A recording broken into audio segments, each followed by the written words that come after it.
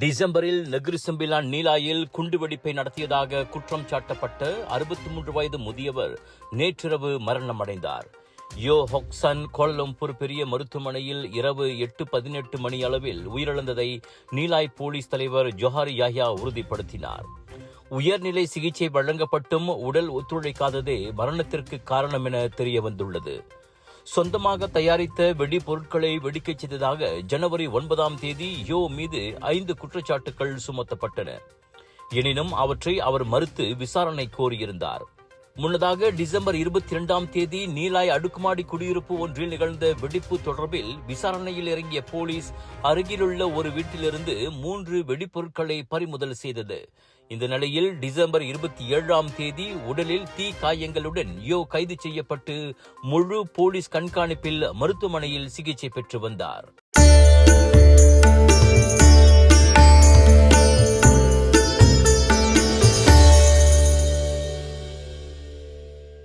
புது தோற்றத்துடன் வந்துவிட்டது சாரதா டெக்ஸ்டைல்ஸ். பல டிசைன்களில் அனைவருக்குமான வண்ண வண்ண ஆடைகள். பிரிக்ஃபீல்ட் சென்ட்ரல் ஸ்ட்ரீட்டில் புதுக்கிளை. உடனே வாங்க, பிடிச்சத வாங்கிட்டு போங்க.